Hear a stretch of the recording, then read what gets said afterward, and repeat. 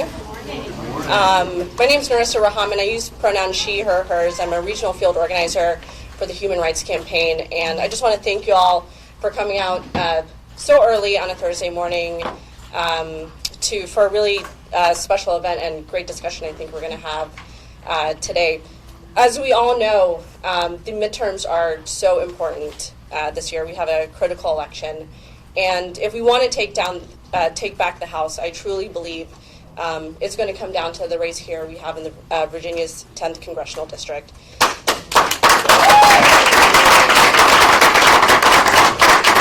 And without a doubt, HRC is proud to have a true ally for the LGBTQ community with our endorsed candidate who has stood up for us time and time again in the state Senate, Jennifer Wexton.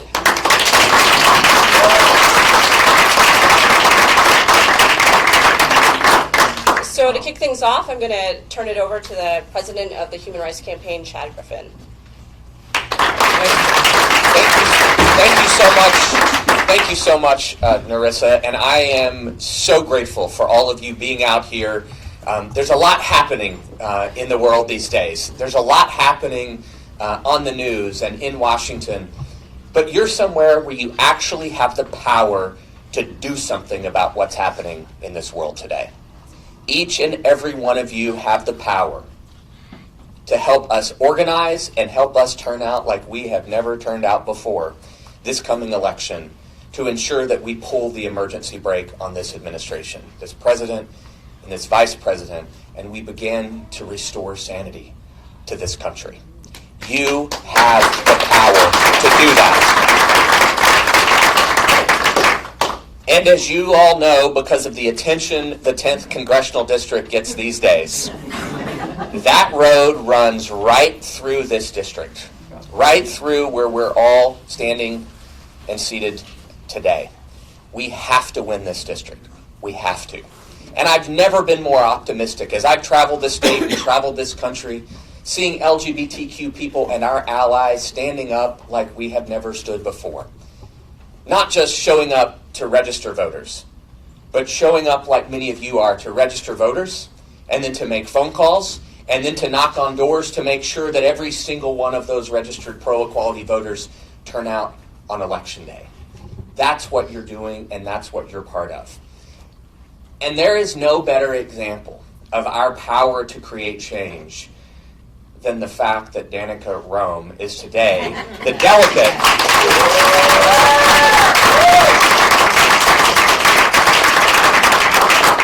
You know, I know sometimes it can be frustrating because you see all these headlines that Danica Rome is the first, Danica Rome is a trailblazer. All those things are true, but guess what?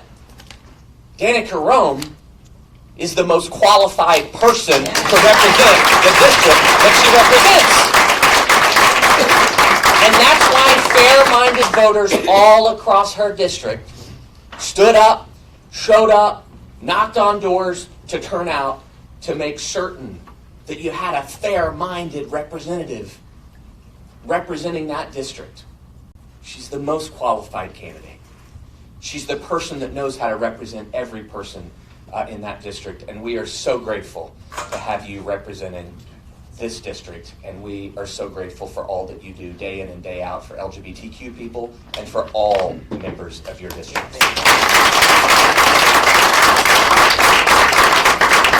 You know, it's interesting, not always in congressional races or in state legislative races do you have this massive, stark contrast between two candidates.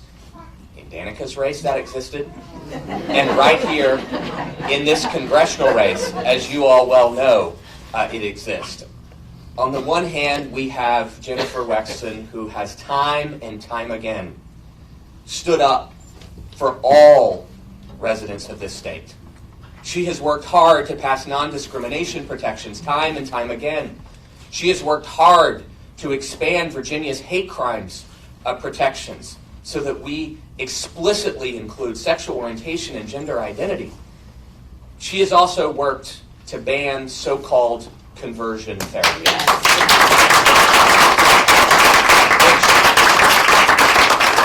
which is otherwise known as child abuse. It is unconscionable that practice exists anywhere in this country today. So we are so grateful for Jennifer's leadership, and we are so grateful for all of you that are going to work so hard every day between now and Election Day. 39 days and counting. Not that any of us are counting. We hear this every single election of our lives. I guarantee you every person has in this room that this is the most important election of our lives. Well, guess what? This election is actually the most important election of our lives. So join me in welcoming the next member of Congress from the 10th Congressional District, Jennifer Wexton.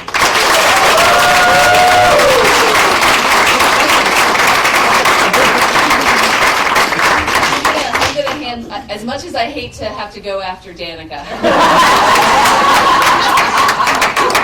We all do, by the way.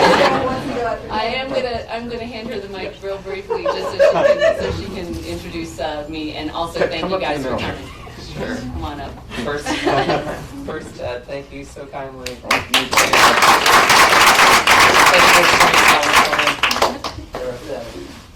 All right, so first off, Sterling, how y'all doing this morning? No. That's like 50 days out happy. Let me hear you from 39 days out. That's a little better. All right. Now, my name is Danica. I am proud to represent the people of the city of Manassas Park and the people of the Prince William County portions of Haymarket, Gainesville, and Manassas. And I live in the 10th Congressional District, and I have already voted once in the 10th Congressional District for Jennifer Wexton during the primary, and I will be voting for her again on election day.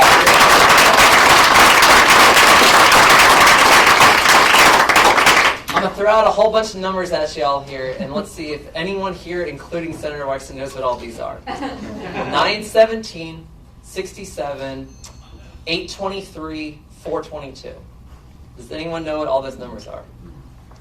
Those were the Senate bill numbers every single time that she introduced her fair housing bill. Every single time. And she did it in 2015, she brought it back in 2016, she brought it back in 2017, and she brought it back in 2018. And when she goes off to Congress, we're going to have to find some other people to keep carrying that.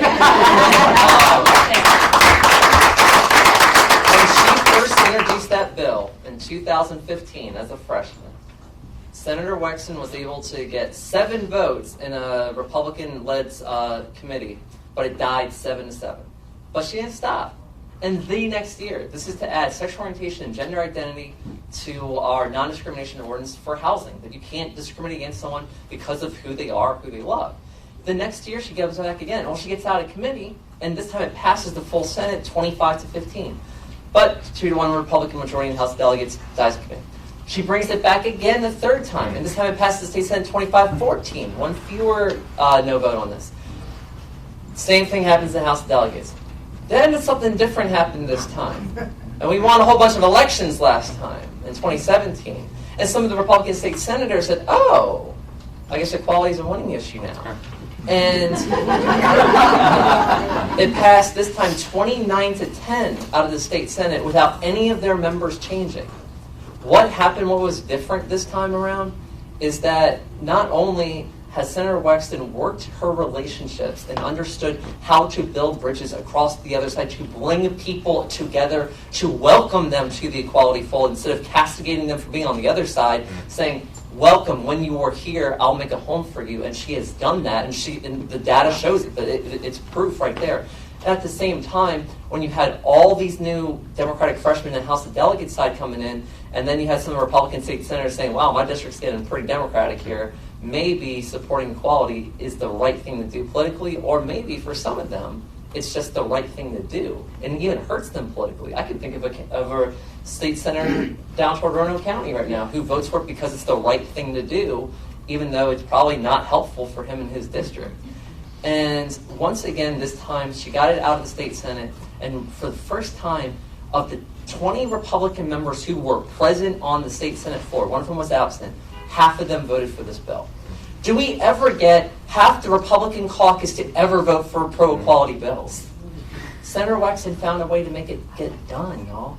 That is a special talent. And that's not just something to say that, like, oh, wow, I just want to help you out in your campaign. That is wildly unique. Do you know how hard that is to get any bills passed, let alone 40 in 4 years? Trust me, it's hard.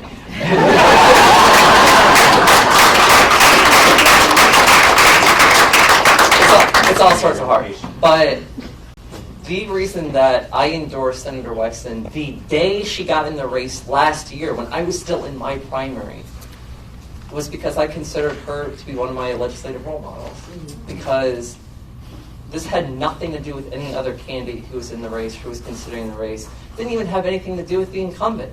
It had everything to do with who Senator Wexton is as a person, what she has stood for, what she has championed, and that time and time again she has been on the right side of our issues, while at the same time getting stuff done on everything from taking care of women who are victims of sexual assault, all the way to the co-patron bill to fix Route 28, by the way.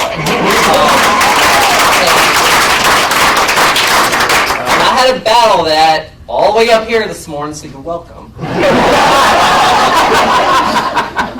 And here's the cool thing of that. So back in June, the Northern Virginia Transportation Authority allocated more than $120 million for Route 28 improvements. So that's a great start.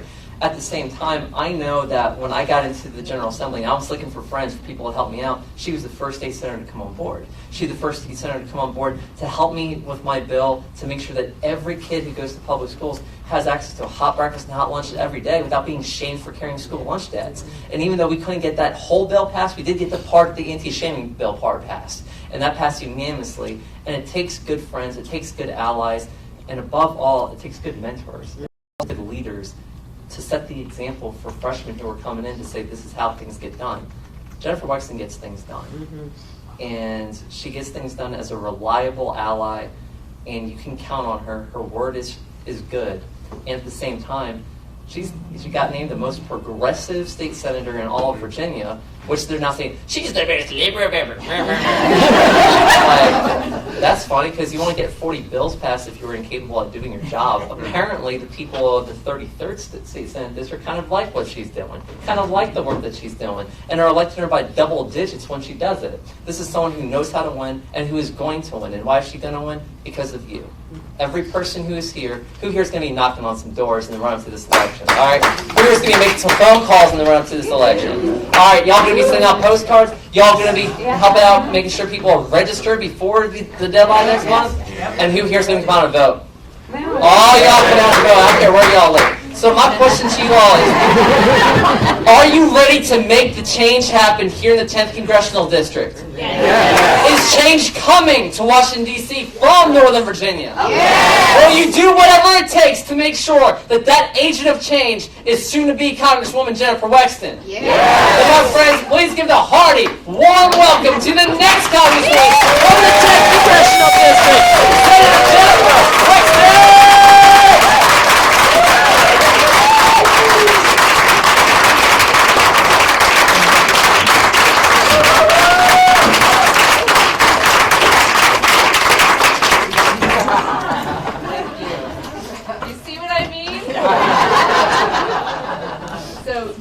Is a rock star in more ways than one. Absolutely. What did you have, your 11th town hall so far since session? 2 days ago. Yeah, 2 weeks ago. I mean, just so in touch with her, 2 days ago, is so in touch with her constituents. On the red carpet in LA for the American Music Awards, she was talking about Route 28. But I'm Jennifer Wexton, and I'm going to repeal and replace Barbara Comstock.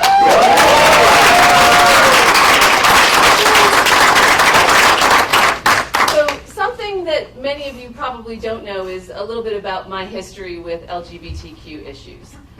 Because for me, it really started in earnest when I was in college, and this is almost 30 years ago.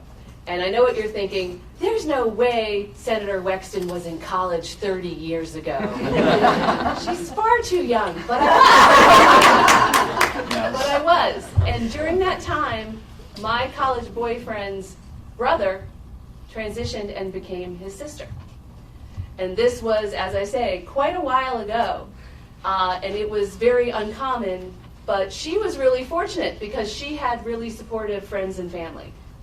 And for us, it was just a normal thing that she would do that.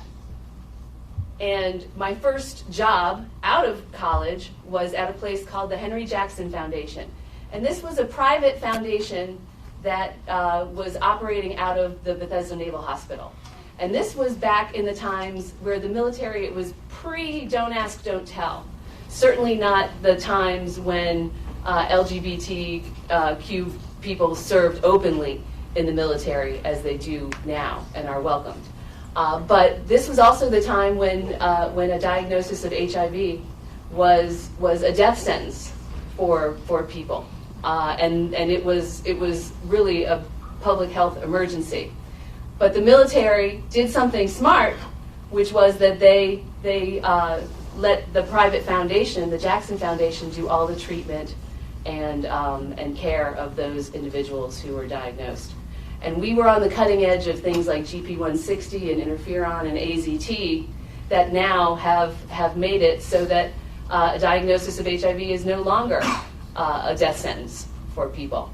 So these were my early exposures before I ever got involved in politics. And just 2 years ago, my niece came out as transgender as well. So for me, these are not issues of political import or constituent issues. These are issues of basic human rights affecting my friends and my family. So it's always been very important to me to make sure that we have true equality. And we do have a real opportunity this year to elect a pro-equality majority to the House of Representatives and to the U.S. Senate.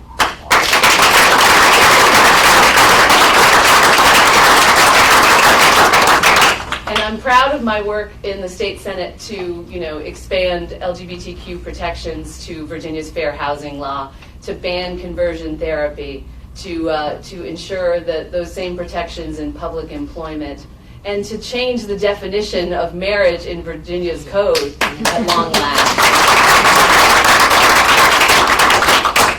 But all the progress that we have made, and there has been a great deal of progress just over the last 10 years or so, but it is in jeopardy. There are folks who want to take us back, but we're not going to let them do that. And the way that we can make these changes and make them permanent is to change who we send to Congress. And we have an opportunity to do that in November. Mm-hmm. So I want to thank you guys so much for all your support, and I look forward to talking with you some more.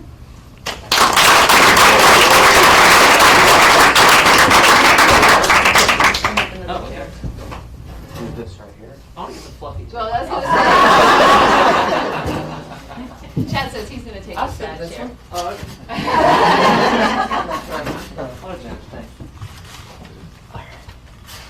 Thank you all so much again for being here. We'll just kick off the conversation and then open it to questions. I was talking about earlier our community's ability to truly determine the outcome of elections. I want to give you, Danica gave you a few numbers. I want to give you a few numbers. There are more than 200,000, the estimation is 222,000 LGBTQ voters in the state of Virginia. 222,000. That means there are tens of thousands right here in this district. Now, let me say one other thing about those numbers. Those come from public press exit polls. That means that number of the electorate, 5% of the electorate, walked out of a polling station in a swing state and told a stranger they were LGBT.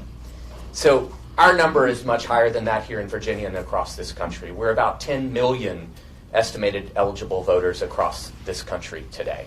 Now, think about the margins of victory in elections, whether it's the presidential election, congressional election, statewide elections. We can truly determine the outcome of elections right here in this district and in districts and states all across this country. And you add our allies to that, equality voters, folks who are willing to make a candidate's position on these issues a determining factor in who gets their vote. We can truly create the rainbow wave across this district, across this state, and around this country. Each of you can do that, and we can't do it without you. Now, I mentioned the differences between the two candidates in this race, and I'm not going to talk a lot about the current person representing this district. But she has a perfect 0 on HRC's congressional scorecard. That's really hard to do. That's really hard to do. You have to work really hard to earn a perfect 0. Now, I don't know about you all, but when I was in school, it was one thing to earn a 60 or a 50 or a 40. You're failing at those numbers. A 0? That means you don't even show up for a community. Or worse, when you show up, you're voting against a community. So the choice could not be more clear in this race. And we are just so honored to have the most qualified candidate that will soon be a member of the United States Congress. And a vote on the Equality Act, so that all of these things that you've been working to do in the state legislature will be able to do at the federal level. So perhaps you want to talk a bit about the things you want to do once you're in Congress and once we have a majority in the House and can actually move legislation, because I do believe we're going to have a pro-equality majority, and you're going to be a key part of that. Absolutely. We have had to be on the defense too much in recent years, and to have an opportunity to be proactive and debate and actually have a vote on things like the Equality Act are going to go so far to showing the rest of the country and the world that Virginia and the U.S. is an open and welcoming society where true equality matters. So I think we have a real opportunity to make that happen this year. And as Danica was pointing out in her remarks, it's not just for what I saw with what happened in Virginia with the fair housing, is that it wasn't just people realizing that it's a winning issue politically. I think some of my colleagues on the other side of the aisle came to conclude that they can either be on the right side of history or on the wrong side of history with this issue. And and having seen previous civil rights battles over the years, I think a number of them concluded that it's time to be on the right side of history. Should we just turn it to the audience to ask questions? I know they have plenty of questions for the two of you in particular. So, do we need to pass the mic? No, we don't. Okay. Hi, my name is Ajusa. I have a question for you about public schools. And in recent months, there was a story about a young boy who was 9, and he was being bullied for his sexual orientation, and he committed suicide. So, in speaking with our school board, what I hear a lot is there aren't complaints. We don't need to add protections to the school's policy. I'd just like to hear back from you how you think adding protections, even if it's for staff, would have an impact on what's happening with this one. First, thank you so much for sharing that story and for the reminder of the heartbreak within that story. And there are multiple people in this room who understand that heartbreak at a very, very visceral, surreal level. And as a child of suicide myself, my dad died when I was 3 years old. This is something I've taken personally as well, and I introduced a resolution this year to try to, it would just request, not even require, it would request that school boards provide training documents or even conduct in-person training for all school employees to recognize the signs of suicidal ideation among students. I don't have a party line vote, so clearly we have a lot of work to do on this. I spent 16 months, some time before I was a candidate to being a candidate, and so even after I won my primary, and then I spent 16 months working to make sure that Prince William County would update its non-discrimination policy to include sexual orientation and gender identity. And I'm looking at some of the heroes up here who really helped push that along the way too. And for 16 months we battled this. And during that time, the Pulse nightclub shooting happened. And it was not long after that our now former chairman, Ryan Sawyers, declared that we're going to push this fall. I was still doing my whip count at that point. I was still trying to count to 5, right? But it was like, oh, it's go time. Okay, then. So September came along. I testified for it. I had asked my boss, because I'm a reporter by trade. I've never interjected myself into public policy like that. I've always been the person either with the mic or with the notepad, doing this. And I realized that I was in a very special position at that point as a 31, almost 32-year-old adult who is transgender, who can speak at the microphone because I'm not afraid of the recriminations of what's going to happen. It's just like, I can do that there. But for a child in Prince William County schools, it would have been terrifying. And then we found out why it would be terrifying when over the next 9 months, the visceral hate speech that we heard on television, projected into a microphone in public, from people who called transgender kids abominations who are damnable and damned by God. Those are exact quotes. And to watch at least one of my elected officials applaud that in Prince William County. Actually, 2 of them, come to think about it, but one of them's not in office anymore.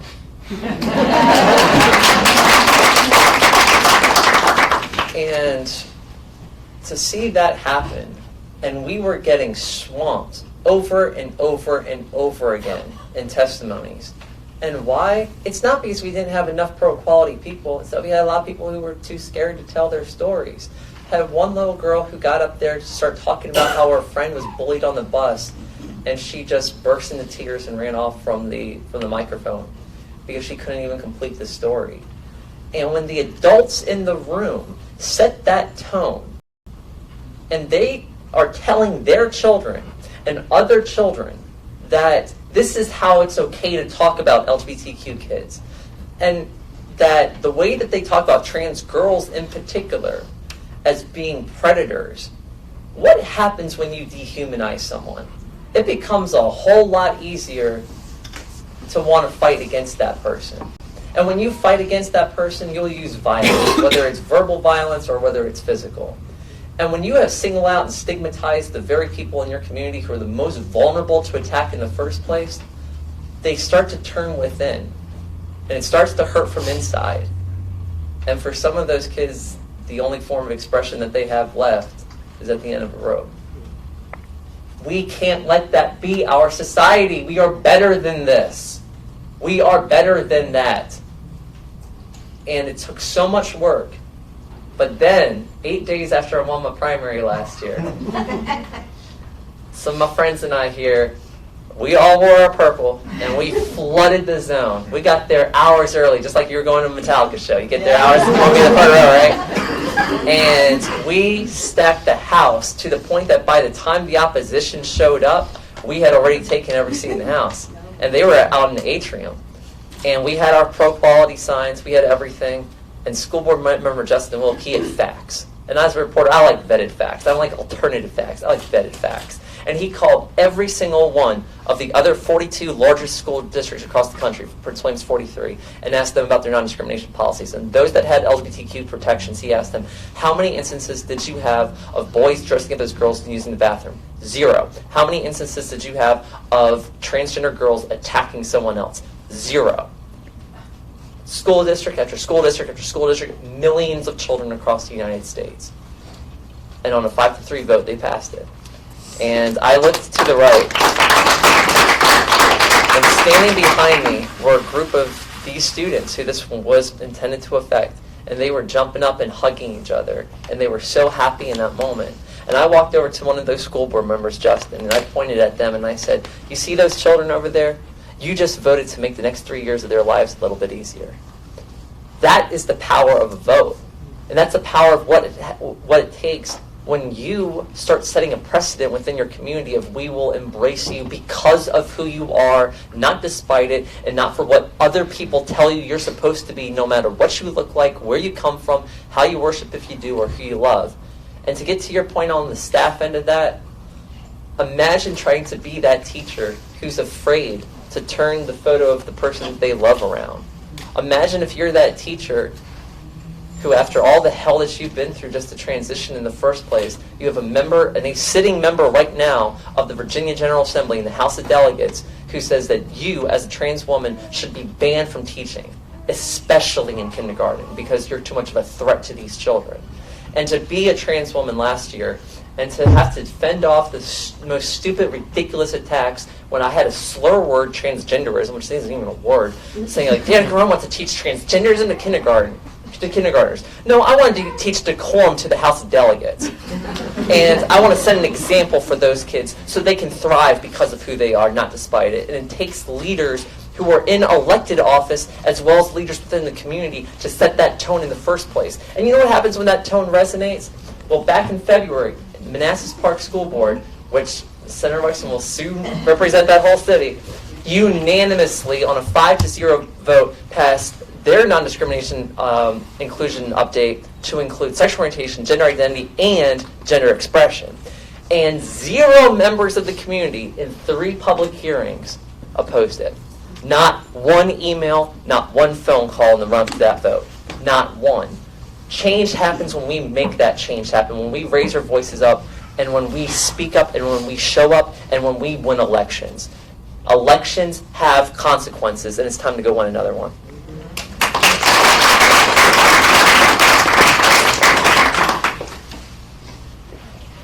Hi, Lynn McNabb. Chad, I had a question. Is HRC concerned with the Supreme Court possibly changing, affecting same-sex marriage and other issues? And Jennifer, I assume you're going to win, if the Congress tried to counteract something the Supreme Court could do, I assume Congress can do that. They can pass laws that can supersede. So these are my concerns about things changing. Well, let me just say that In the Kate case, too, I meant to say that as well, using religious liberty as a defense to discriminate against LGBTQ. I fear, as many of you know, if you look across 3 decades, many of the rights afforded to LGBTQ people have come from the Supreme Court over 3 decades.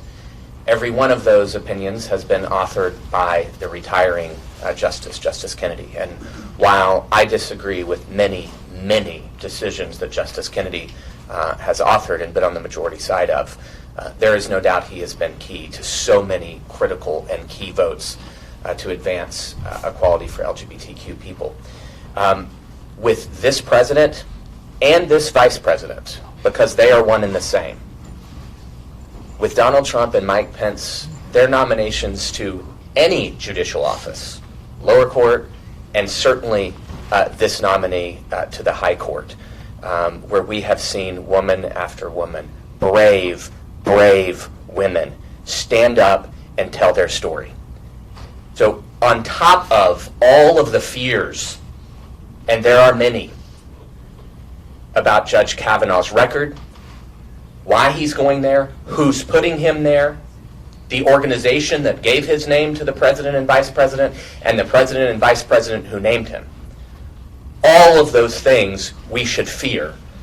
And we have been in coalition working hard to try to convince every senator that they should reject this nominee. But today, and in the context of what we'll be hearing in just a few minutes, every single one of those senators need to believe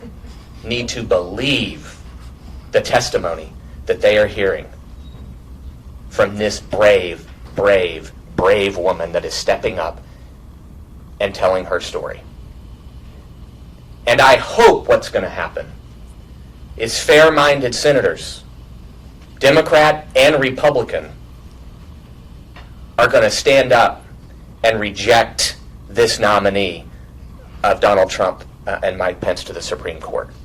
Now, to your specific point, there is no question what our opponents have been trying to do. They have been trying to roll back our progress everywhere they can. At the state legislative level, we've seen it here in Virginia and dozens of other states around the country. And part of what they try to do is use bills, which are nothing more than a right to discriminate or religious refusal bills, where, I grew up in the Deep South. I grew up going to church Sunday morning, Sunday night, and when Mom got her way, Wednesday night too. And these are not things that can be justified by using religion. It is misusing religion to justify discrimination and to justify treating folks as second-class citizens. There is no doubt that that's what our opponents want to do. There is no doubt that the organization that gave Brett Kavanaugh's name to Mike Pence and Donald Trump want to do, and there's no doubt that that's what this president and vice president want to do. So yes, we fear it, but that's why we are doing everything we can. I think today it's more than 24,000 HRC members have called their senator to say, please do the right thing. And You other just organizations sent me a have been... text message to do that, so go ahead. She just got her text message asking her to do that. So if you haven't called, do it. If you have called, please call again. So yes, that's what we fear. But again, going back to what we can do something about. Our voices can be heard. Each Senate office is taking call after call, so please continue to do so. But guess what? Donald Trump, regardless of what happens with this nominee, Donald Trump and Mike Pence may very well have another nominee. Again, that's why the midterm elections are so critically important. That's where we have power to pull the emergency brake, in the Senate and in the House. And that's in large part why we're here today. Thank you, Chad, and thank you, Luann. Absolutely. I mean, we've seen it at the state level too, with the freedom to discriminate bills that we've had, including bills that would say that justices of the peace and the clerks who issue marriage licenses wouldn't have to issue them to same-sex couples. It's completely unconstitutional. And there are things we can do statutorily to expand any rights that people have. So once again, this is another example of it would be nice not to have to always play defense and to be actually proactive and codify some of these rights prior to the Supreme Court, having an opportunity to roll them back. We're just going to use the mic, so I'll pass it. This needs to be the final question, please. Okay. Hi, I'm Evelyn Brumar, and when my wife and I moved to Virginia, we weren't allowed to adopt our foster child because she was coming from Washington State.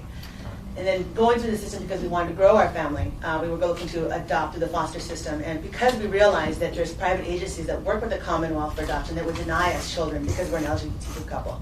Also researching that, we found out that there's a lot of placements here for foster children that if they identify as trans, there's no accommodations for them too. There's a lot of discrimination and a lot of unwanted and unnecessary pain happening to our children and to people who want to advocate and help children that are in need.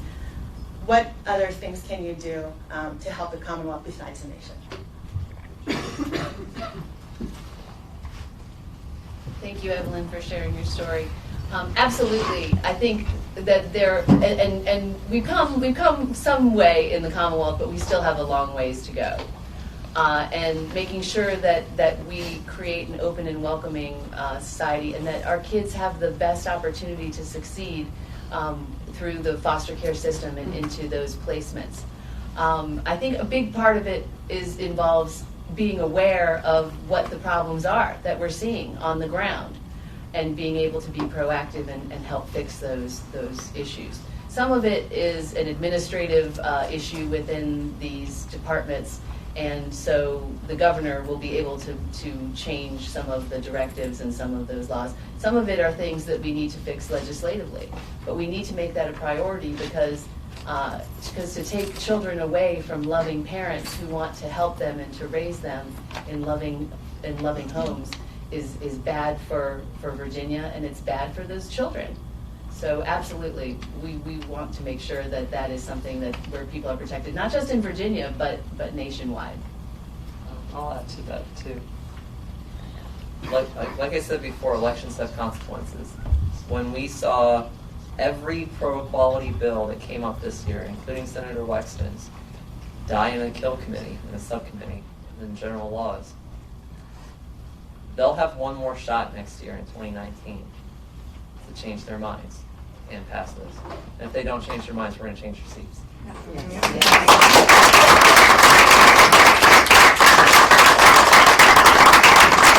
I can think of no better way to end this discussion than the line, we've got to change their seats. So let's get out there and make every phone call. We don't want to wake up the day after this election and ask ourselves, could we have made one more phone call? Could we have donated $1 more to Jennifer Wexton? Could we have knocked on one more door?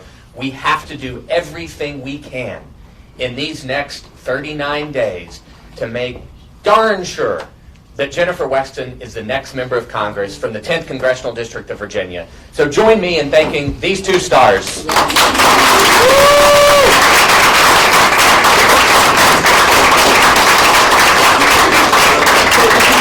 love to have folks